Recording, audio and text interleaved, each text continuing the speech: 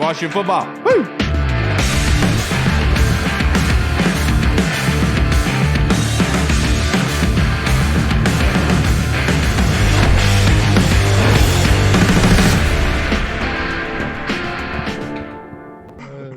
Hello, everybody, and welcome to the Burgundy Zone. I am your host, Kyle, and I'm also joined by my two co-hosts, Michael Hall and Michael Reed. We are joined by returning guest Nick Akridge from Pro Football Focus. Thank you so much for joining us, Nick. How are you doing tonight?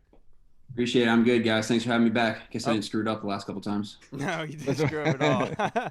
But the latest news, Jon Allens got a big contract extension just like Logan Thomas. And earlier today on Twitter, you had a thread that was great, kind of talking about Jon Allens and explaining the lack of sack numbers and how dominant he truly is. And it's not a representation of Jon Allens as a player. So if you could, go into in depth for us. Yeah, so at PFF, it's kind of ingrained in our head that we just don't like sacks. Like, we love them when they happen, but they're one of the worst ways at predicting future pass rushing success. And it's one of the worst ways you can evaluate a defensive lineman. Right. And the whole point of the thread was basically to show that the reason these other players are getting sacks and he's not getting sacks is he's causing the pressure. Quarterback's forced to roll out. Quarterback's forced to, go crazy in the pocket, and then someone else is getting a nice cleanup sack. And it wasn't just Jon Allens that it happened with. I could do a thread on Chase Young. It happened a ton with him. He gets quick pressure off the edge. Quarterback steps up, and there's Deron Payne, there's Tim Settle, and it happened with Jon Allens on one of his sacks too. So it's just sacks are just a tough way to just evaluate defensive linemen, because of course you'll have plays where it's just a clean win. It's just a clean win one-on-one, and he gets the sack. Right. Those are the sacks we all love. Right. But it's the other ones. Yeah. It's the other ones where someone's putting the pressure, putting the lineman right in the quarterback's lap, and then someone else comes off the edge and just gets the cleanup sack. Right. Yeah.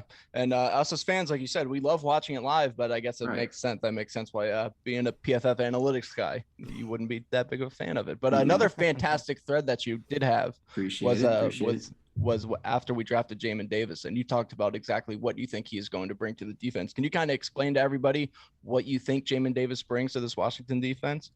Yeah, it's just athleticism. They've always needed that sort of athletic linebacker. And the point of that thread was to just kind of highlight the lack of athleticism from the current linebackers. And it's nothing against them. They're smart players. They know where they're supposed to be most times.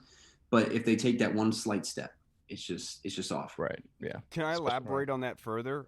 Coach Rivera in his presser today was asked about standout players that were able to retain information from minicamp and OTAs, and the one player he immediately brought up was Jamin Davis and how much information he's bringing over and retaining. So could you elaborate, like, how big is that for Jamin Davis in this Washington defense?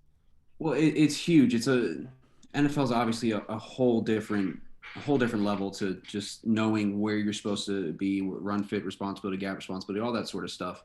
And previously the linebackers here were good at it. They were fine. And you don't need to be super smart. You don't need to be the best linebacker to play behind this D-line, because that D-line will eat blocks for you. Right. They'll leave gaps open for you to come shoot through them, make plays. It's just with the other guys, if they took one slight step the wrong way, they didn't have the athleticism to sort of recover it. And you see that athleticism everywhere. Now, I would like to see him cut down on those slight steps that he's off a little bit with Jamin Davis, but you're just betting on the athleticism, and it's a good thing to bet on. Right. Yeah, definitely. I've been hearing good things these first couple of days of camp about Jamin Davis. And speaking of good things, there's been a quarterback battle going on at camp, and a lot of people are saying Taylor Heineke's look better. If you ask some people on Twitter, Ryan Fitzpatrick looks better. What do you I fully expect Ryan Fitzpatrick to be the starter going into week one. What do you expect from Ryan Fitzpatrick in week one and going forward in this season? I think that's the toughest question anyone's ever asked me, because Fitzpatrick, you have no idea.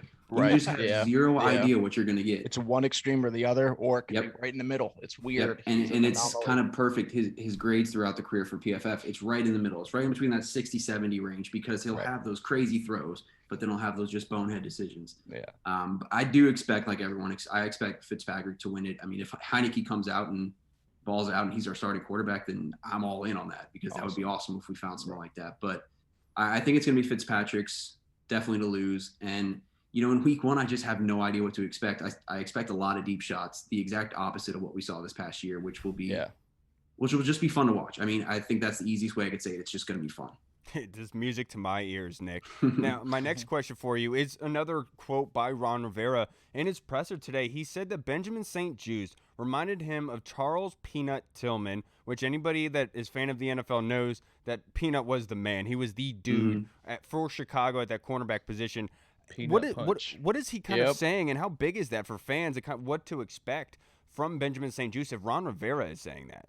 Yeah, I mean, that's huge praise. Obviously, we all know about Charles Tillman, Peanut Punch. Yep. I wasn't into studying players at that time, so I couldn't tell you the sort of the similarities. The similarities between the two. But if you get that sort of praise from Rivera, that's great. I was a little hesitant on Juice when we first drafted him. I just didn't know much about him. But you see him a lot when I was watching the film. It's just his length, because if you're off a little bit, his length and his athleticism can cover up for him. He's got the basketball player type wingspan. So again, if he's just a little step behind, some other corners might not be able to make a play, but that long reach could help him a lot. Yeah, you saw that with Richard Sherman all throughout his career. I mean, he was never necessarily the most athletic, but that length really helped him out. So another player. That length helped him take Crabtree's chain. Yeah, another player obviously that got extended that everybody's been talking about has been Logan Thomas. Obviously, we're all here huge fans of Logan. It's well deserved. What do you think that says about this franchise, that he is one of the core players that they kind of keyed in on? Right. Well, you got to remember he was a quarterback in college. Yeah. You can't ever forget that. I've seen you say that on Twitter about 50 times. I'll say it every single time. Yeah, exactly. You should. Until people stop saying it, yes. I will keep saying it. Right. Thank you. But wait, was he a quarterback in college? I think so. I saw him. He was a quarterback in the NFL too. He was. With Logan Thomas, though, I mean, we didn't really expect this. I mean, I don't know if anyone really did. I mean, when he was in Detroit, he was playing behind Jesse James and a couple other guys. He was just kind of in that same group. You didn't really see him much. But I mean, he shined with Alex Smith. Yeah. I mean, he was always open. I mean, it was pretty impressive. He well-deserved extension. Love to see what's going to happen next with Fitzpatrick throwing him the ball. But yeah, well-deserved. Yeah, and this offseason, they made a lot of additions. Obviously, defensive-wise, they made a couple adjustments, a couple tweaks here and there. I think they got better overall as a defense. A lot of team speed, offensively as well. Curtis Samuel, guys like that. If you had to pick a guy, either offensive or defensive-wise, outside of Ryan Fitzpatrick, because, quarterback play determines a lot of games and wins in the NFL, who do you think is going to be a key component of the team going forward if they want to get to 10, 11 wins this year? William Jackson. I love the signing the second it happened, and I think it points to more man defense. And if you ask any defensive coordinator, they want to play man. It's just the easiest thing. You got this man, lock him down. And sorry if you hear my dog, he's bored by himself. But if you can just get man across the board and you can play that well, it's just, I mean, every defensive coordinator wants that, and that's something he's thrived in the past couple of years in Cincinnati. You wouldn't know it because the Bengals weren't the greatest, but. Right. I think it's something that will really, really help this defense. You just kind of have him, you just lock somebody down with him. You got Fuller on the other side, maybe in the slot. You got St-Juste, maybe in the slot. We don't really know. Right. And that's cool. You can put these guys anywhere. It allows you to sort of mix and match your coverages, not be worried about whether or not they're in a bad spot. Like if you're trying to hide zone with showing man by following a motion guy, you can just keep them in that zone. And it just helps the defense all the way around if you just get a guy who can just lock down his man. Real fast, which season was it where you guys had William Jackson III rated ridiculously high? Was that 2017? I think it was. Yeah. I'd have to look again, but I think it was. But he was one of the highest rated cornerbacks in the NFL that season, right? Yeah. Coverage grades get a little fluky sometimes, just because if they're thrown out a lot, you can get a very high grade just because you're making plays on the ball. But if you're not thrown out a lot, that grade sort of stays the same if you're just not really thrown out that much. You also can't tell assignments a lot of times. At least sometimes it's tough, and we'll just leave them at zero. Right. If we have no idea, we just leave it at zero and move on. Yeah. And Nick, you being a Washington fan, you know all about the issues surrounding this football team, but one that's not an issue anymore is Landon Collins' health. He's come back very fast from a torn Achilles, probably like superhuman fast, and being able to come back. How impressive is that for a player to come back to that, to kind of explain for fans? But also, side note off of that, how do you see him being used this year? Do you see him being used as more of like a blitzer kind of run support, or could you see him lined up at free safety and strong safety deep like he has been like yesterday's practice? Yeah, I mean, the Achilles injury is insane to come back from that much. Jesus Christ. Hold on. I kind of like it. It has a homely feel to it. Close the door on him. My wife left me alone, so I got to deal with that. He's busy. Yeah. As I was saying, but it just like, I don't know. It's funny because I'll be honest, I completely forgot the question. Landon Collins, him coming back from the torn Achilles so fast. How impressive is that? So Landon Collins, obviously, I'm not a doctor, but that's incredibly impressive. Right. You usually see a longer recovery like that, but you could see him a lot in that Cam Curl role because that was his role before Cam Curl stepped up. Right. I'm a little hesitant to move Curl to free safety and try to put Landon Collins in that role because Curl thrived in that role, and I think that's where he's best. We'll obviously see. I've always thought that Landon needs to play closer to the box. He just needs to be there. He struggled last year when he was playing deep safeties. There was a lot of busts and coverages, a lot of missed assignments back there. So I'm hoping they keep him close to the line of scrimmage, playing him like a linebacker. I know he hates that. But yeah, I think you'll see him a lot more in that Cameron Curl role, just kind of getting near the box, taking on blockers and making plays in the backfield. Right. No, Washington has really done a good job this offseason of kind of just improving the overall depth of the team. Of course, they took some of their weakest positions and they turned them into strengths. You look at wide receiver, offensive line, the secondary. What is one position battle that you were looking forward to the most? That offensive line. Yeah. The whole offensive line. Right. Yeah, you don't know. I mean, you've got Scherf at right guard, you got Roulier at center, but other than that, you don't really know who's going to be left tackle, left guard, and right tackle, and that scares me. Yeah. I was not a huge fan of letting go of Moses. I mean, I get it, get something from return or whatever, but you just create a lot of question marks there, and you don't want to create questions along the offensive line. Some of the best offensive lines are just average because they have good enough guys at each spot. They can trust them. You don't need that stalwart left tackle, stalwart right tackle. You just need consistency along that line, and it scares me bringing in basically two rookies. If we're saying Cosme's on one side, Charles, because he had one snap, is on the other side. Right. So yeah, I'm definitely intrigued by the offensive line. But again, the competition will prove better for all of them. Yeah.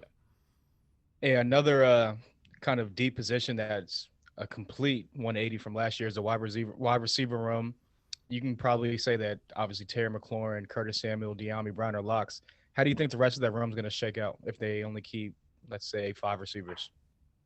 Yeah, I mean it's tough. You've got the two Sims, you've got Humphreys, you've got I think Cam Sims did enough last year. Yeah. Obviously, it depends on what he's going to do in preseason and whatnot. I think Cam Sims is there. I don't see how you just sign Humphreys and then just release him. Right. I think Humphreys is a lock. Especially with what him and Fitz have shown so far. Right. Yeah. I don't know how Steven Sims makes the team. Yeah, thank God. He struggled a lot last year. At least I just hope he's not back returning punts if he does make the team. But I think it's going to be a tight battle. And again, that's good to see. It's something we didn't have last year because you didn't have that depth. It was just Terry, and that was it. I mean, we don't have Dontrell Inman as our starting number 2 receiver this year. Oh my God! Completely forgot about good. that. Jeez. Yeah. And seriously, and everyone likes to talk about how the division was handed to us last season. I mean, my goodness, dude, it's a feat with what they were able to do with what they had. Now, the latest news coming out, Nick, was that Matt Ioannidis, Curtis Samuel were added to the COVID list. Yesterday, Curtis Samuel was put on the PUP. So how alarming is this for Curtis Samuel? Like, would you rather him be on the COVID list than the PUP list? Like, how do you feel about this? Like, how worried should Washington fans be? It's tough. They got really lucky, and it was also because of their own what they were doing last year to sort of stay away from COVID like they were. But it's not a good start. Obviously, you don't want to see it. Having him on both the PUP list and the COVID list is not good. I'm more concerned with the injury. We've seen a lot of people come back from the COVID list and be fine, but the injury is what's concerning me a little bit. They said it was just nothing, so hopefully they get back, don't miss too much time, and go from there. Right. Yeah. So one thing that we asked our last guest, Zach Selby, that I thought was pretty interesting was, do you think John Bates has that number 2 tight end spot on lock, or do you think that there's going to be an actual battle though with Ricky Seals-Jones? I liked Bates a lot when I watched him. I was shocked. He's a really good blocker.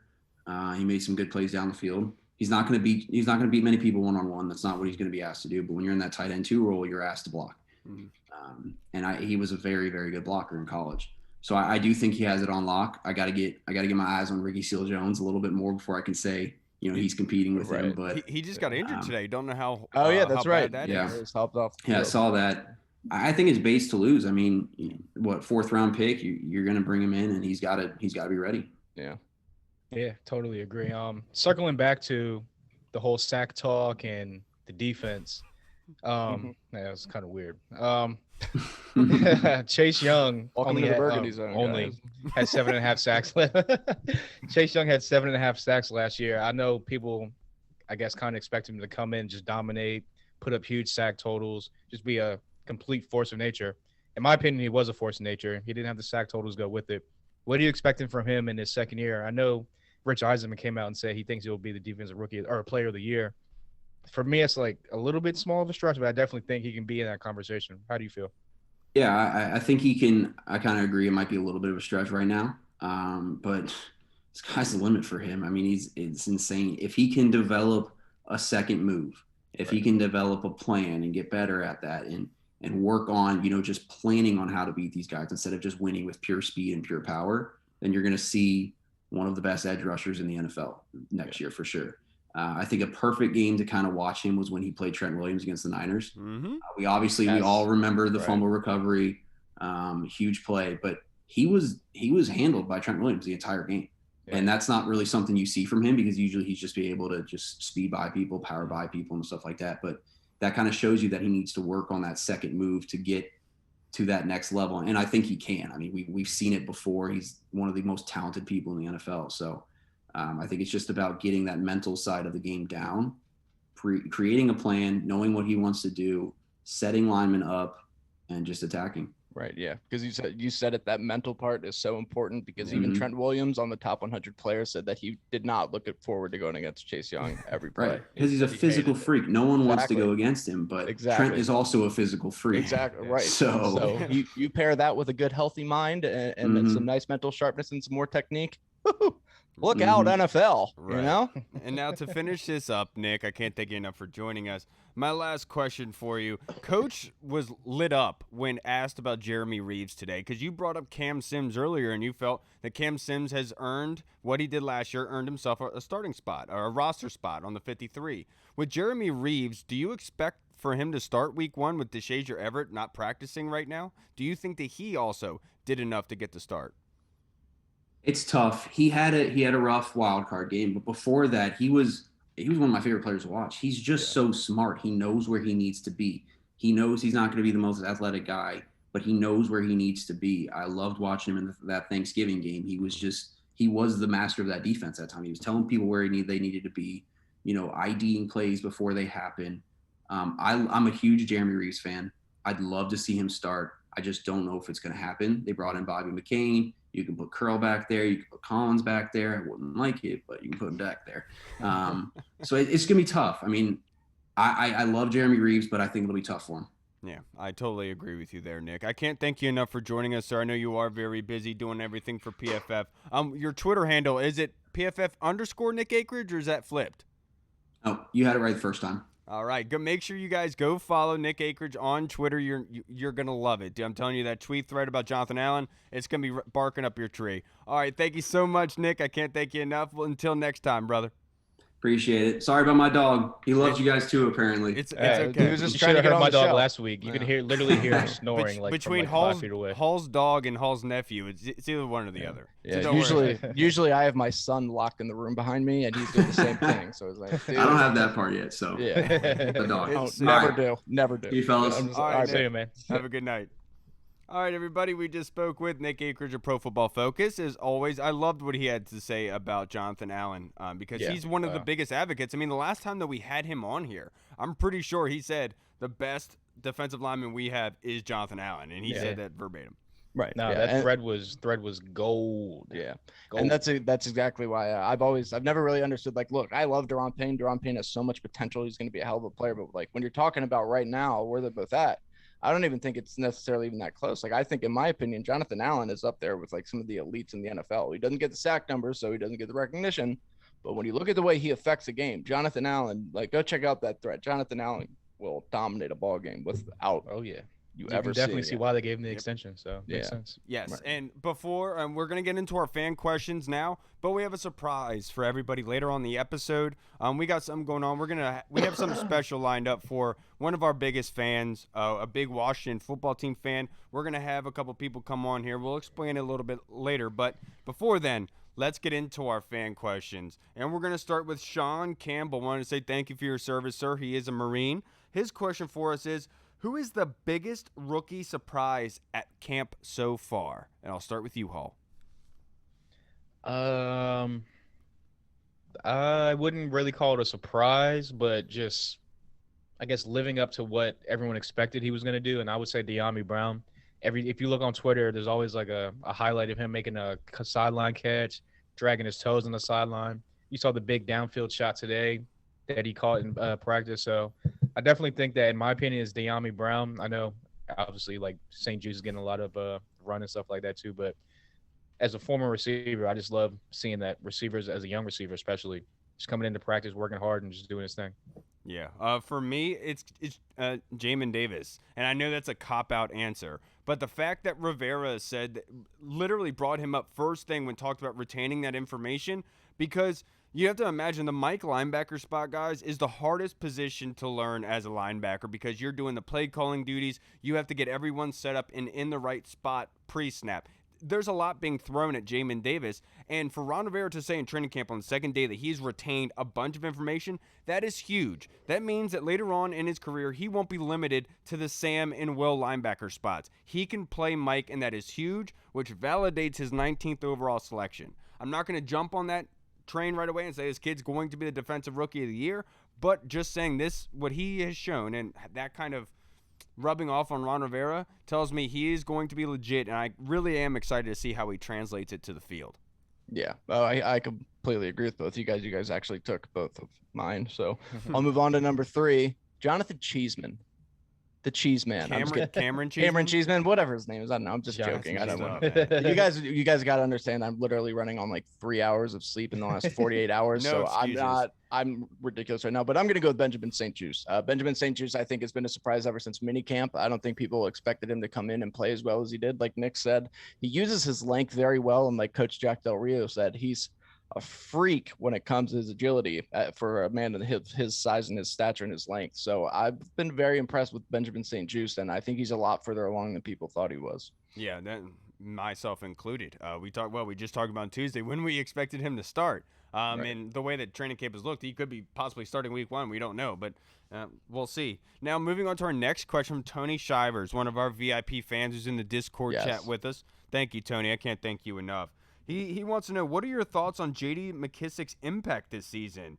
He says, though he won't get a lot of targets, he wouldn't be surprised if he gets open on like third down conversions and stuff like that. How do you guys feel about J.D. McKissick this year, Hall?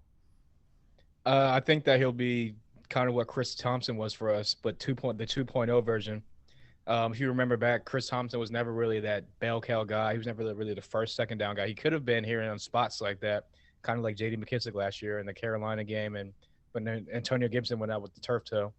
I don't think he'll get as many targets as he did last year, just because I think that there's going to be a lot more downfield and like across the line of scrimmage plays instead of just like the side-to-side kind of game that they were playing last year. So I definitely think he'll have an impact, not as big as impact last year, but I still think he'll get his catches. I still have him maybe a couple touchdowns this year, but I definitely think he has that third down back already solidified.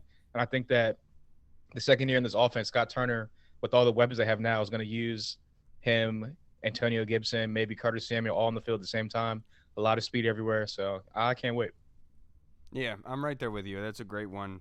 Look, with JD, dude, I feel like it's going to be the same, where he's using the pass game a lot, probably in pass pro, maybe one of the better pass protecting backs that we have right now. I think that's one area that Jarrett Patterson can really excel at and get better at in order to put himself onto the field.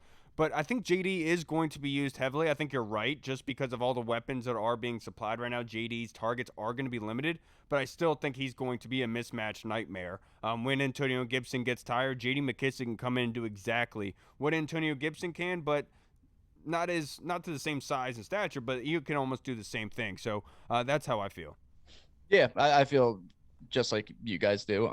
like Hall said, I don't think he's going to get nearly as many targets just because the offense is going to be more downfield. But McKissick has proved that he can be a pretty good downfield threat as well. I mean, he's a former receiver.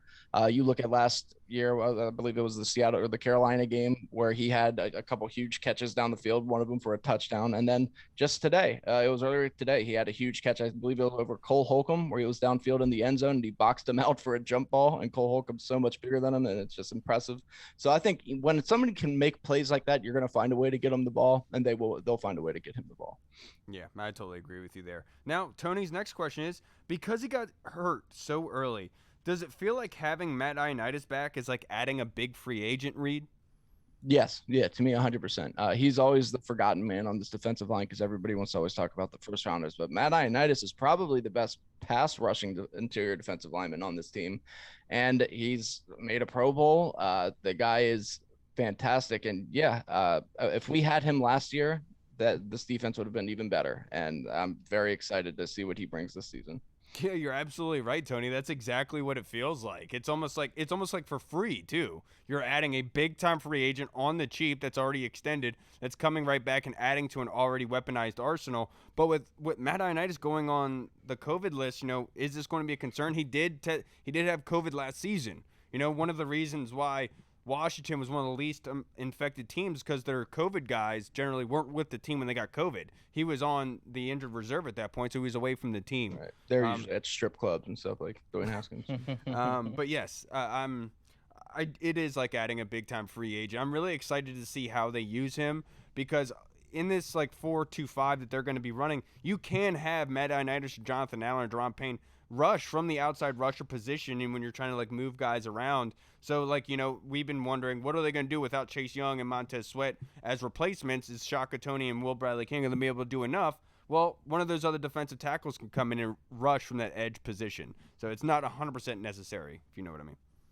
Yeah, getting the real Greek freak back on the field this upcoming season, it's going to be huge. I definitely think if you listen to the defensive players, like for the most part, a lot of them mention Matt Ioannidis and how big of a piece he is coming back and how much better it's going to make the defense. You got guys like he's going to make Jamin Davis's job a whole lot easier, clogging up the middle, rushing the passer while playing the run on the way to the quarterback, like Ron Rivera loves to do with his linemen. So I definitely think that he's due for a bounce back year. I think that if there wasn't so many like big name players that have like the running back like Saquon Barkley, Dak Prescott, hot take alert, I definitely think that Matt Ioannidis can have a bounce back year to the point where, like I said, if there wasn't so many like offensive like superstar players that were injured last year, he could end up in that comeback player of the year conversation. He won't be there because he's the defensive tackle, but I definitely think he'll put up the sack numbers. He'll have the tackles. He'll have the pressures like Jonathan Allen. That's going to help this defense out tremendously. The real Greek freak. Yeah, and he's one of the strongest players in the entire NFL as well. And remember, he's also a Scott McCloughan draft pick who Tay and Todd just had on their recent podcast, by the way. So credit to them. Good job, guys. Yeah. Now, our next question is from the guru, Michael Haas. He wants to know, is the Washington football team the deepest team in the NFL, Hall? You said the team or you said the defense? The team. The deepest in the NFL? I wouldn't go that far. They definitely have a lot more depth than they had last year. If you think about teams like, Tampa Bay for one, they're probably the deepest team in the NFL. They brought back all 22 of their starters on top of a lot of the kind of rotational role players that they had last year. So I'd definitely go with them. But we're definitely probably, I would say, top 5 as far as like roster depth and like talent wise. I definitely think they're up there, but I wouldn't go deepest per se. Well, I would agree with you. I understand what Michael is saying. Michael, I won't say the deepest, but I will say that they are the best structured team based on where they have everything. Like their weaknesses, they do have weaknesses, but it's not like it's a glaring huge hole. They've done a very good job of making sure that they've corrected their weaknesses to the point where it's not noticeable and it's not something you could really harp on because they do have weapons there at their weak spot. So I won't say they're the deepest team in the NFL, but they are the most well-rounded. That makes sense. Yeah. And just like you guys said, I'm right there with you, but I will say this is the deepest Washington team I've seen in my lifetime. Because I remember. Yeah. So this is the most comfortable I've felt about a Washington team in a very long time. This team is stacked all across the board. I mean, if you really just break down the roster, and that's a good problem to have. Yes, it is. And Michael's next question for us is the Washington football team the fastest team in the NFL? And he's not talking about just the skill positions. He's talking about like Sam Cosmi, Montez Sweat, Chase Young. What do you think about that, Reed?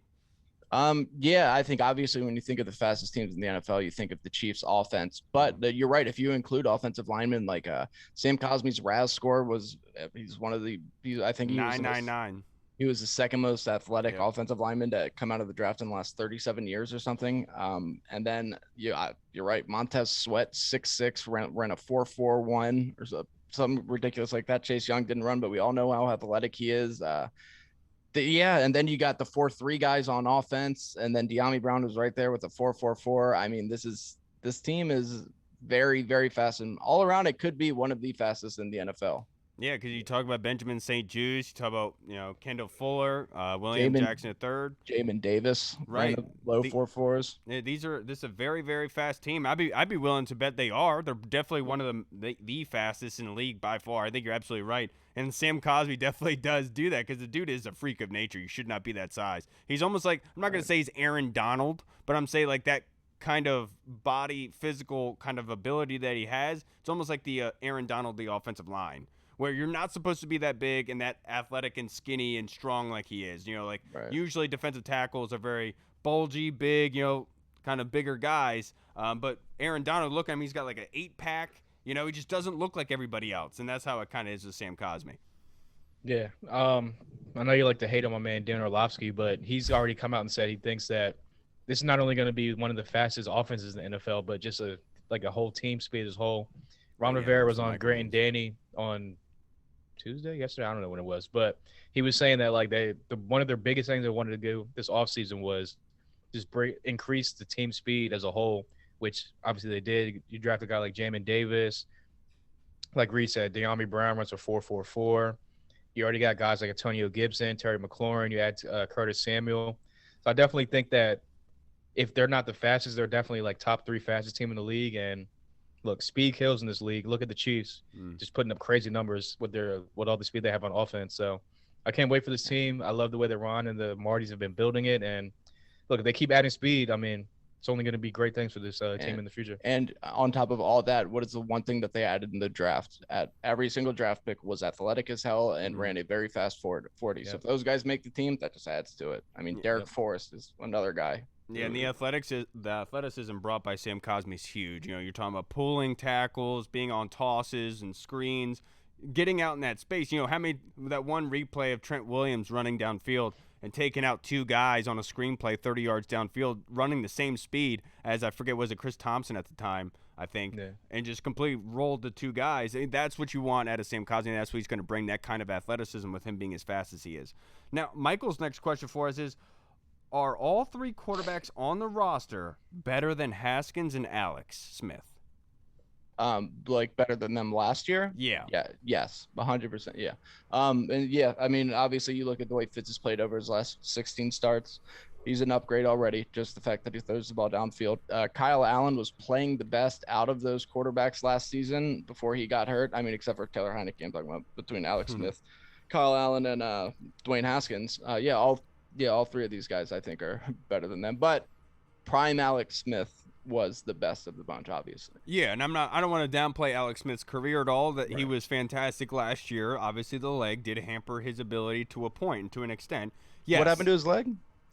All 3 quarterbacks on the roster this year are better than Haskins and Alex Smith. That is evident by what Reed just said.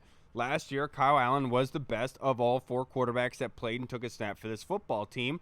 And Ron Rivera today talked about how Taylor Heineke and Ryan Fitzpatrick are the 2 guys that are competing for the starting job. He said Allen is not. And that should tell you that, yes, all 3 quarterbacks are better than the 2 last year. Yeah, I mean, like you guys said, 2 of the guys were on the roster at different points in the season. Right. And like you said, both of them played better than Haskins and Smith. Smith, for the most part, he wasn't putting up the numbers. He was just pretty much managing the game for us to get us through wins. Hey, he was playing winning football, man. Yeah, I mean, look, he wasn't turning the ball over as much, wasn't throwing the ball on the field at all. But again, he was managing the game enough for us to kind of grind it out defensive wise. But yeah, I definitely think that like I said, 2 of the guys were on the roster last year, and were already better than the 2 guys we had playing last year. And you add Fitzpatrick, who I think is better than Allen and Heineke at this point. Who knows what Heineke will turn out to be? With you there. Yeah, a lot of people argue that. Yeah, They'll say that Heineke is way better than Heineke, Fitzpatrick. Yeah, But a lot of those guys. I think at this point in Fitz's career and this point in Heineke's career, I definitely think Fitz has the edge. So, long story short, yes, they're better. I am mistaken, yes, because dude, I was on the YouTube page today because they were doing the live from the live stream from the training camp. Julie's on there, she's talking to Joe Theismann yesterday, whatever. So I've listened to it the past 2 days, and the same dude who's like a Taylor Heineke fan account. I know what you're talking about, yeah. Yeah, his comment on the live stream each time, and it was like, Taylor's coming to take Ryan's job. He's not going to give it back. He keeps talking crap. I was like, dude, at least you're consistent. I'll give you that. Like that's dedication right there. What is that noise? To finish up Michael Hall's last question, will Jamin Davis? Does nobody hear that, or am I tripping? No. Yes, please stop. Will Jamin Davis be enough to limit tight ends and mobile quarterback effectiveness versus the defense? What was the question? My bad. Will Jamin Davis be enough to limit tight end and mobile quarterbacks' effectiveness against our defense? Yeah, I do think that Jamin Davis, Kyle Pitts was like is in everyone's opinion a Hall of Fame tight end, one of the best tight ends to come out ever. And Jamin Davis was running with him down the field at Florida last year. He was covering him when Kentucky played Florida last year. Obviously, Kyle Pitts got the best of him a couple times, but Jamin Davis got the best of Kyle Pitts a couple times. Yes, so he did. A guy like that, obviously this team has been hampered by linebackers covering tight ends over the years. I think Jamin Davis comes in instantly, just kills all that noise.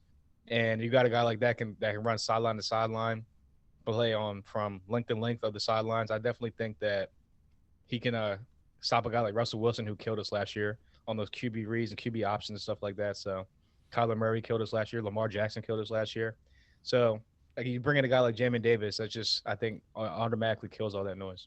Yeah, I definitely do think Jamin Davis is enough to limit mobile quarterback effectiveness, definitely. Benjamin St. Juste, I think, could be the guy to limit tight ends. Obviously, and Cam Curl did a very good job of doing that last season. We all remember that Zach Ertz pick that he had when he pressed him at the line of scrimmage and took away that ball out of nowhere. But, yes, I do think that Jamin Davis, because one thing that you notice when you watch the film against the Buccaneers is that the linebackers were slow to an extent. It was like heavy personnel being brought in. And whenever they brought another linebacker in that wasn't John Bostic and wasn't Cole Holcomb, they were bringing in, Hill into the game there at the other side. And he was getting beat. He did a very good job, but he was getting beat. And you can kind of see that they want to limit that third linebacker. They want to stay at that 2 point, and getting an athletic freak like him combined with Cole Holcomb, either one of your linebackers can line up on a tight end or spy on the quarterback. So, yes, absolutely they did. Yeah, I completely agree. Just like you guys said, our biggest weakness has always been stopping tight ends and mobile quarterbacks. At least that's what it seemed like for the last few years. And, I think Jamin Davis, Benjamin St. Juste, some of these guys is definitely going to help. I mean, you look at the Seattle game last year, Arizona, Baltimore, Jalen Hurts in the final game of the season before he got taken out. Like, it was always so frustrating. So those are always like Daniel Jones always kills us. It's like, I've said it before. It's like taxes with Washington. Mobile quarterbacks and tight ends kill us every time. And hopefully that does change this year, Michael. Definitely. Thank you for your question, sir. I love it. Now, Scott Hartley from the UK. Hope you had a good birthday, brother. Yes. He asked, Happy birthday. Who do you think is the breakout star this season like Logan Thomas last season? Hall. I will go. I wouldn't really call it a breakout year because I think he broke out last year. He had 11 total. He had 11 touchdowns last year.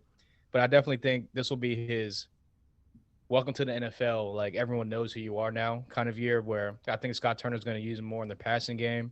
I definitely think that with the whole training camp, OTAs, mini camps under his belt this year, as opposed to a COVID season last year, hopefully he's worked on his pass blocking concepts, so he can be an all 3 down back instead of just on the field for first and second down. But just as far as like the versatility he brings, I think Scott Turner is going to feel more comfortable putting him in the slot, putting him outside, using him in the pass game this year. So I definitely think it's going to be a huge, huge, huge year for Antonio Gibson. I like that one. I'm going to keep it. I'm going to keep it in the running back room. I'm going to go with Jarrett Patterson.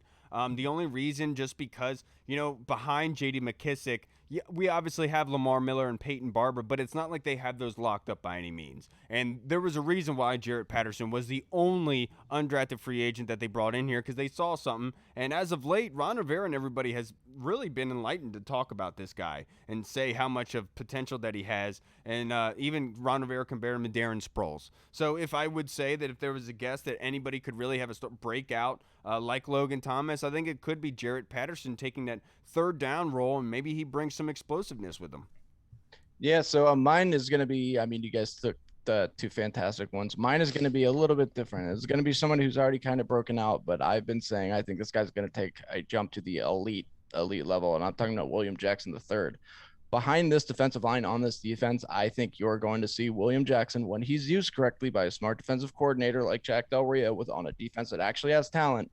You're going to see what this guy can do. William Jackson III is going to establish himself as a top 5 cornerback in the NFL, and it's going to be a coming out party. Next year, you're going to be looking for him in these Madden drops. Yeah. This is next question from Scott is phenomenal. He wants to know, away from the Washington football team, of the quarterbacks that are in the league, who has to have a big year in the NFL to keep their job? His opinion, it's Tua and Drew Lock.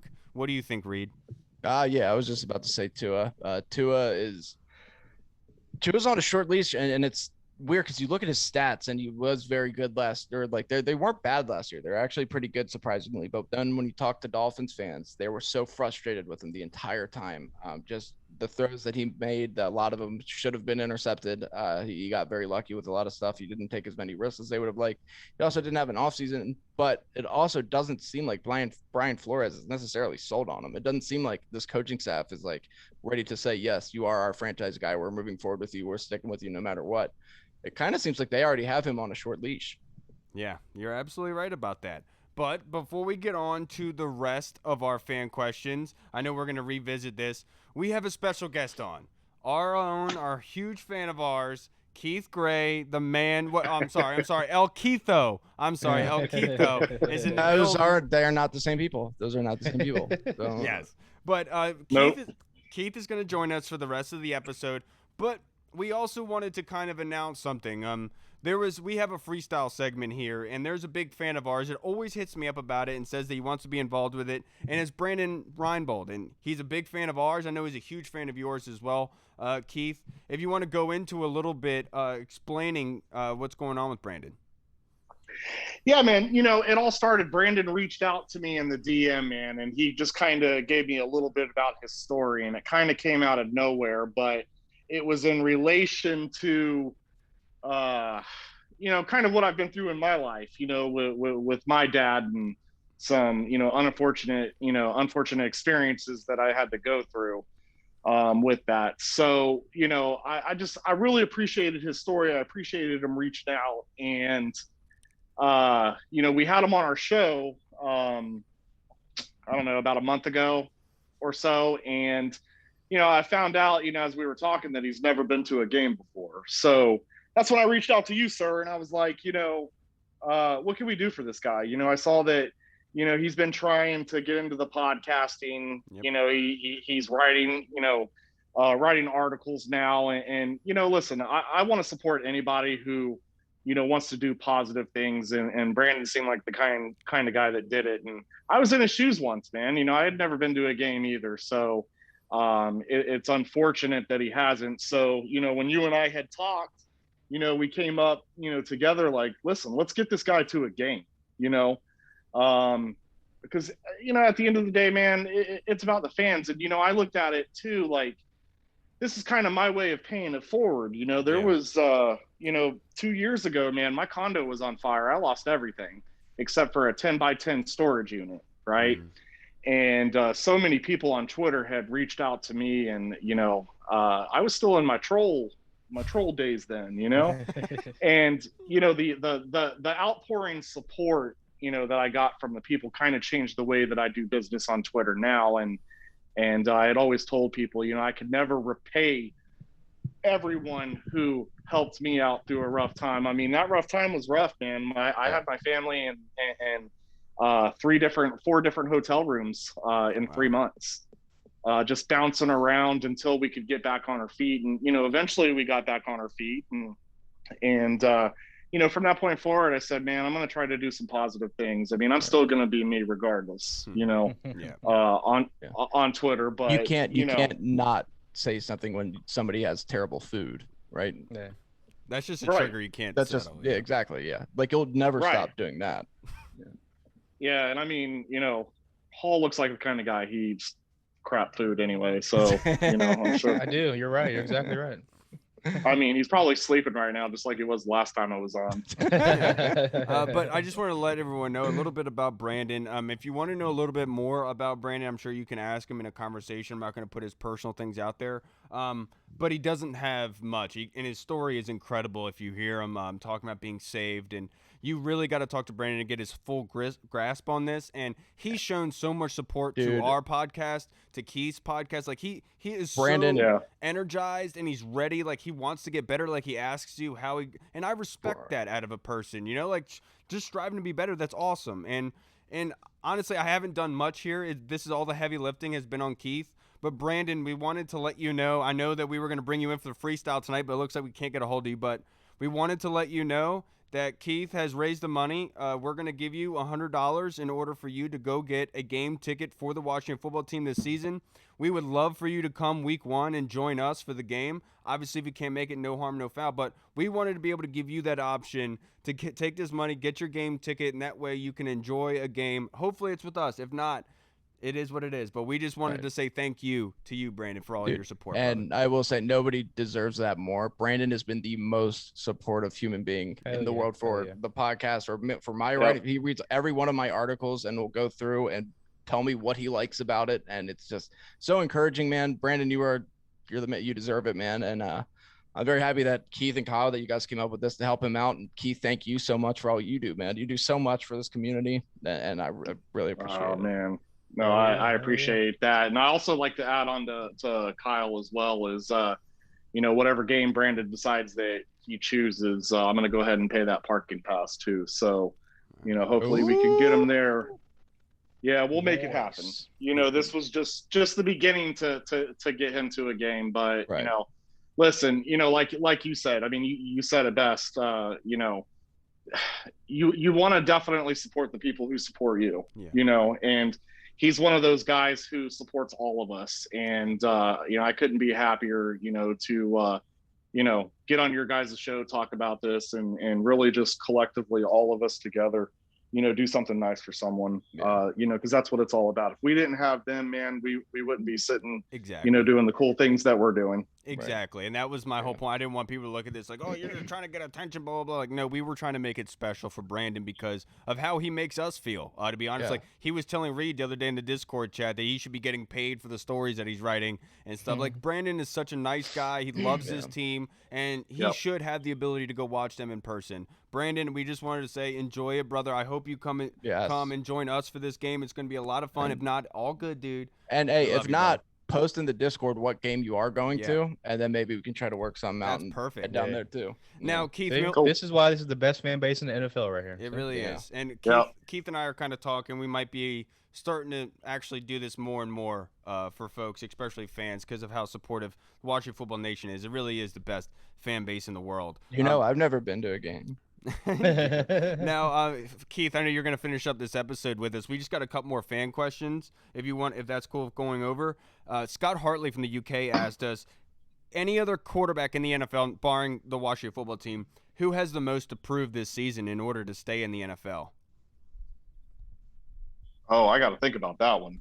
You might want to move on to the mics for that. That's fine. Reed already went once, but for mine that I was going to say, it wasn't Big Ben. My goodness, I completely forgot where I was going with it. Jameis Winston was my pick. Oh, you mother!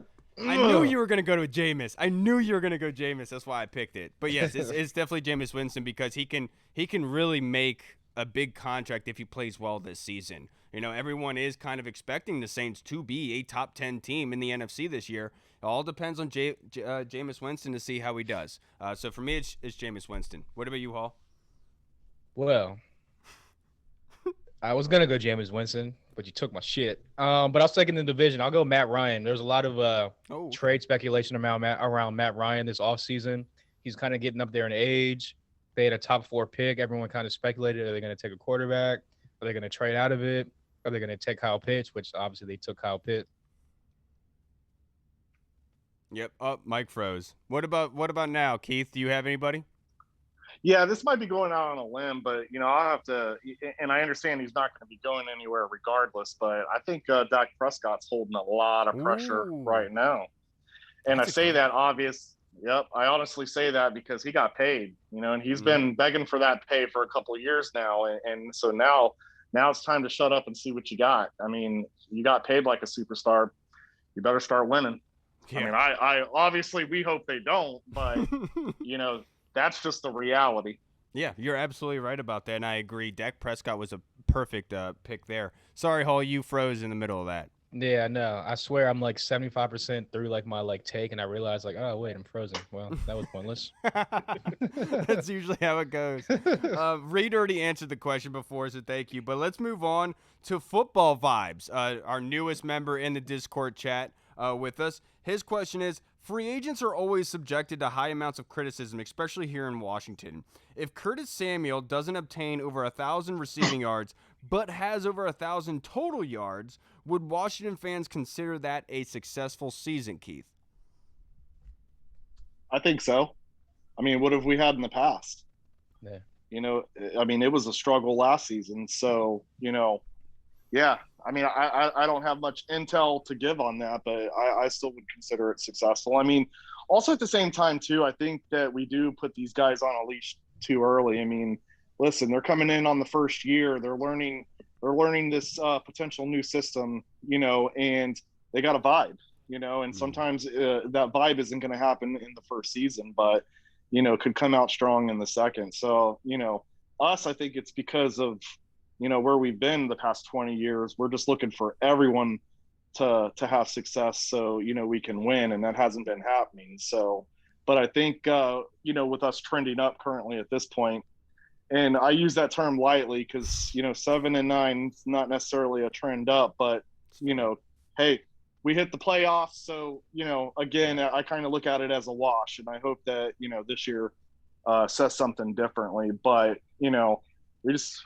we're trending up. So there's no reason to be negative on these guys. I mean, obviously the free agent moves that are being made currently is to improve the team. So I look at anything as a plus is good for me. Yeah, like with Curtis Samuel, he's going to be used a lot in the pre-snap motion. So, like, he's just trying to be a distraction in the backfield for most of the time. I'm not concerned about his total yardage. I'm more concerned about how his yardage is being used. In that short, immediate field, extending the chains, doing that sort of thing. That's what I'm most worried about. So I do think it will be successful regardless of what happens here. I just hope that he gets the cohesion he needs with the quarterbacks because of this being on the COVID list. I know it is a positive to see all the younger guys and how they do, but they do also need to build a cohesion with Curtis Samuel and the quarterbacks at some point. It could really bring down the offense towards the regular season. What about you, Hall? Yeah, I mean, just throughout the NFL, it's really hard to get 2 receivers that have over 1,000 yards apiece. Right. I know we had Deshaun Jackson and Pierre Garçon here at one point. Both went over 1,000 yards. But, again, that's like a rarity in the NFL to have 2 guys go for over 1,000 yards in your offense receiving. I've always said from the beginning that I think that because they're going to use them all over the field in the run game, like you said, the jet sweep game, maybe some reverses, some quick screens, some downfield, intermediate stuff. I think it'll have like 1,200 yards combined, but it won't be like 1,000 yards receiving, 200 yards rushing. It'll be like more of like an even split, like 6 and 6. Yeah, I completely agree with. Do you think it'll be a successful season if he gets over 1,000 yards total? Yeah, it will be. Look, if anybody knows anything about free agent busts, it's me right now because I literally just put an entire article on every single one of them from over the last 25 years. If Curtis Samuel comes anywhere close to over 1,000 total yards, he's not going to be in that category. He's not going to be in the Antoine Randall L's, and he won't be there. So. Curtis Samuel, like you guys said, he's not necessarily. I don't think he will get 1,000 receiving yards, but total, Let's do rapid fire for this, and let's keep it back with you, Reed. Martin McLean wants to know who returns kicks and punts, and do we need to keep a specialist? Rapid fire. Tough. Kicks don't really get returned anymore. You don't really have to worry about that. Punts, I am going to go with Adam Humphries. Adam Humphries, I like that. I'm gonna say DeAndre Carter for punt returns. He did pretty well yesterday, and you don't really need a specialist, but he did show in practice that he can be useful on offense as well. Yeah, kicks, I'll go. Surprisingly, I think it'll be between Stroman and Patterson back there. If Patterson makes the 53, I think it'll be between them two. But like Reed said, you don't really get kickoffs anymore. Punt return, I'm with you. I think it's going to be Carter. What do you think, Keith? Yeah, I'd have to stick with Reed on this one. Yeah, there you go. I wanted to ask you because, Keith, today I got Jason had that interview with Darren Haynes. He talked about how the list has been narrowed down. What are you thinking? I don't even know anymore. I don't even know which way is up. To be honest, like I felt like I had some skin in the game, when all this first started. But after a while, like, no name is going to be the old name to me. So it's really just moving on. Let them pick whatever name they think it's going to be. I mean, at the end of the day, you're going to have 50% that hate it, 50% that like it, and then you're going to eventually that 50% that don't like it's going to change if we continue to win, and we're not going to care what the name is. So that's my perspective on it now. Like, just let it be what it is. I'm just glad that it's not the Hobbits. Like, exactly. And could you imagine real fast, like, how we would be feeling about the name Washington Football Team if we finished like 2-14 last year? Like, we would be like, we don't even have a name. That's really funny. Yeah, I was gonna ask Keith, like, how, like, once the new name is announced, like, how he would look back at the era of the Washington Football Team. Like, would you look at it as a positive? Like, how would you kind of look at that?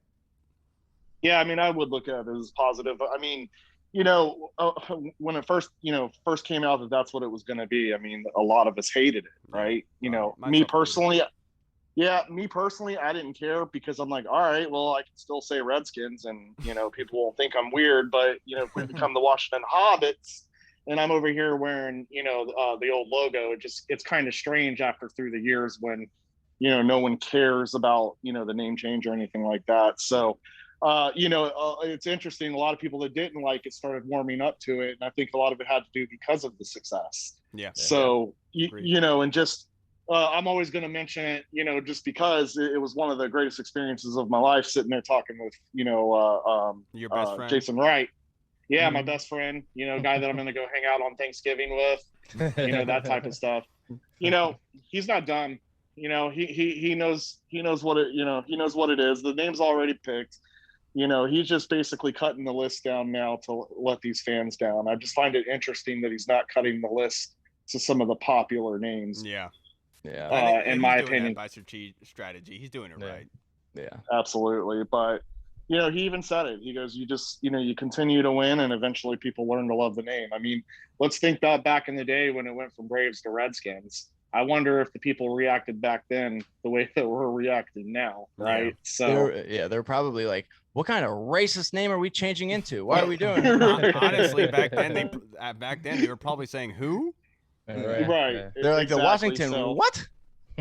Redskins. So we're just in an interesting era, and I think at this point, as us fans, especially us older ones, you just accept it. Everyone needs to accept it for what it is, and if we continue to win, that's all I care about.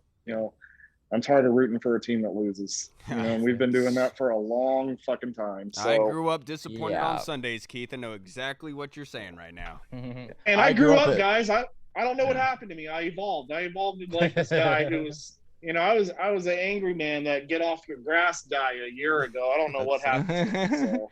Hey, that's what happens when you win the division title. That's what happens. Yeah, you found sometimes you're like the Grinch. Your heart was not 2 sizes too small, though. Your heart is now 2 sizes too big, if anything, and you might want to get that checked out because that's an enlarged heart, and that's very dangerous. I've heard.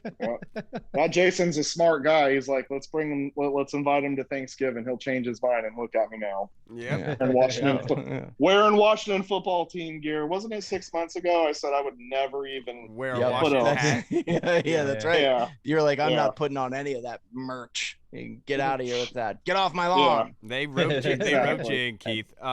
Seriously, turn down that dang hip hop music. I just wanted to say, Keith, I really did appreciate you coming on, making time for us. I know you just got to Richmond. We're stuck in traffic, and this was your idea. You did a lot of the heavy lifting on this. I really do appreciate everything you do. Not what everyone says about you is true, by the way. I want you to know that you're a good dude, and you do deserve everything that's happening to you right now. I do, and I do appreciate you thinking about branding because at least somebody was.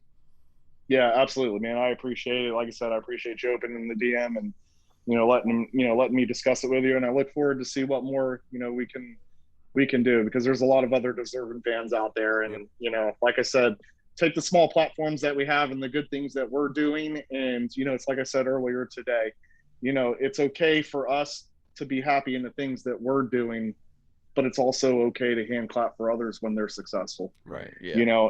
And everyone, if I'm eating, everyone can eat. And that's the way that I see it. Just not Mike Hall's food, because it's disgusting.